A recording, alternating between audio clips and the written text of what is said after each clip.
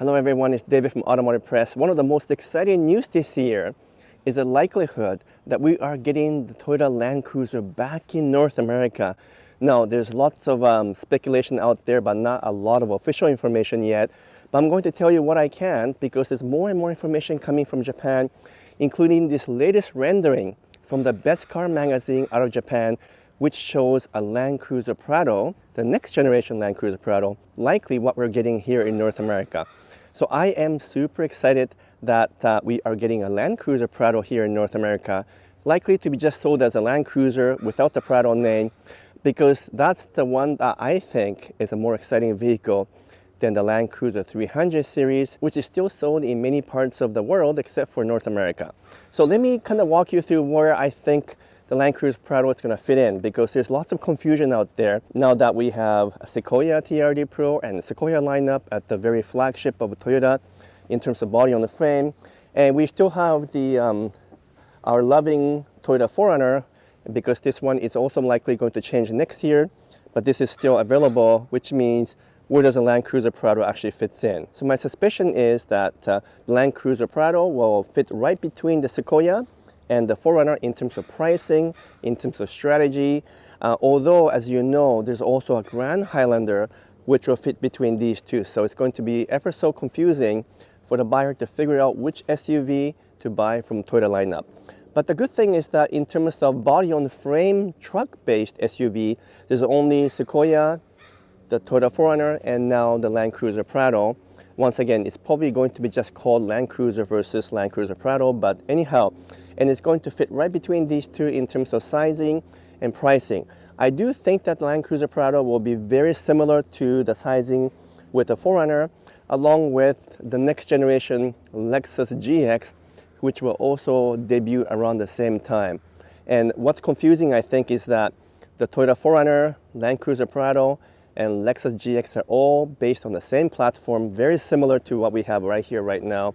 And they are also all produced at the same factory in Tahara, Japan, where I've been to many times. So the confusion is exactly how much difference would there be among the three models. So exactly where am I going with this? Well, I'm going to try to help you understand how you can decide which one to buy when. If you really want to buy something that's proven, that still has a V6 engine, it's naturally aspirated, and you don't want to take a chance with new technology or new powertrain, do buy the Toyota 4Runner before it's too late, because this is a 2022 that I own, but 2023 model year and 2024 model year should be the last year for the 4Runner as they prepare to introduce the new 6th generation version end of next year, which will be a 2025 model year. So do buy this one right now if you love what this offers right now, regardless of the fact that this is a bit outdated and people might even consider it to be a dinosaur in some form.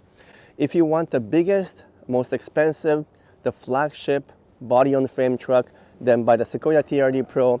Even though maybe this is not a perfect SUV by any means, it still has extremely powerful hybrid twin-turbo V6 engine, gorgeous exterior and interior, and it's got lots of room. And at the end of the day, if you want the best body-on-frame truck-based SUV from Toyota and you want the biggest, the most expensive one, well, this is the flagship model and that's what you should buy. But if you're looking for something a little bit different, a little bit more of a niche-oriented model that is kind of in between these two, that's still modern and yet it has the DNA of what Land Cruiser name stand for, then wait for a Land Cruiser Prado, because I think that's going to be the sweet spot for Toyota. I'm sure you'll be more expensive than the 4Runner, but likely cheaper than the Sequoia because you'll be priced in between, and it's going to offer a lot more rugged feel than the Grand Highlander, because Grand Highlander is not a body on the frame, but it's a unitized body. So the Grand Highlander might be a beautiful three-row SUV, and I really like it a lot, but it will not compete directly with the Land Cruiser because the Land Cruiser Prado is still a truck-based model with off-road capability, whereas the Grand Highlander is very much a city use or highway use vehicle that is not designed to be an off-roader. So that's something to keep in mind. So putting the Grand Highlander on the side for a moment, let's come back to the discussion about the Land Cruiser Prado versus these two models. So if you want something proven, buy the 4Runner. If you want something new and something exciting, something different, then buy the all-new Land Cruiser Prado, which should be revealed before the end of the year, likely to arrive in our dealership perhaps early 2024, about maybe a year from now on. And I do have a deposit on it because I really do want that model. The only challenge is that instead of having a V6 engine like we have in the 4Runner and twin turbo V6 like we have in the Sequoia, the rumors is that the Land Cruiser Prado will have a turbocharged 4-cylinder engine coming right out of the Toyota Crown model. So that's the 2.4 liter turbo or 2.4 turbo with a hybrid. And yes, it does have a lot of power and torque, but you still cannot replicate the feel of a V6 engine because even for Tundra, moving from V8 to V6 was a big change. But still, the V6 engine provides lots of power and it's got the good grunt feel. We're not going to get that same kind of feel when you move to a turbocharged 4-cylinder engine. So that might be one issue that you have to think about. Now, the Lexus GX model, which will be also based on the Land Cruiser Prado, and likely to come out maybe 4 to 5 months after the Land Cruiser Prado, is supposed to have the same engine as this one, the 3.4 liter turbocharged V6 engine. With or without hybrid, we're not quite sure yet. So if you wanted a Land Cruiser Prado type model, which is rugged, high-end, but not as expensive as Sequoia, but you don't want to lose out on having the V6, you might want to wait longer to buy the Lexus GX, which will also be all new, and that one is ditching the V8 engine for twin turbo V6.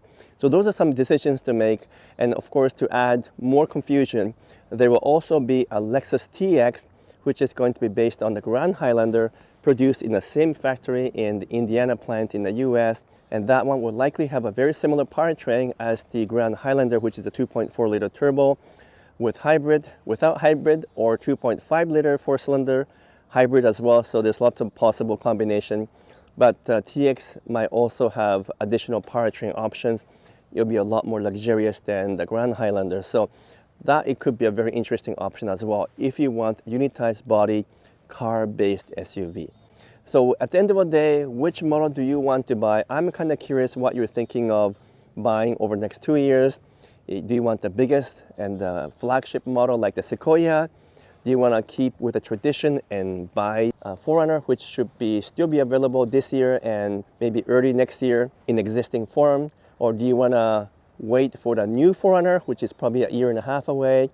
Or do you want to buy the all-new Land Cruiser Prado, which will hopefully arrive this year, but it might have a turbocharged 4-cylinder engine? And of course, if you don't care about body-on-frame truck and you don't care too much about off-road capability, then you can either buy the Grand Highlander or its counterpart Lexus TX, likely to be announced in a few months' time. So you got lots of choices, and you might wonder why Toyota is bombarding this whole market with so many SUVs. Well, because that's what it sells. This is what the market is asking for. This is what the consumer wants to buy. And the more SUVs they can introduce, obviously the better for market share and profitability. So they're going to continue to do that. An advantage for us as consumers is that we have lots of choices from Toyota and Lexus over the next 2 years in terms of what to buy. So I'm really excited about that. Would love to hear your comments about what you like to see over the next couple of years, what you plan to buy. You can bank on me buying at least a couple of those models over the next few years. So a lot more to share with you very soon. But for now, if you can give me a thumbs up and if you can subscribe, that'll be truly appreciated. But until next video, I'm signing off for now. Thank you so much.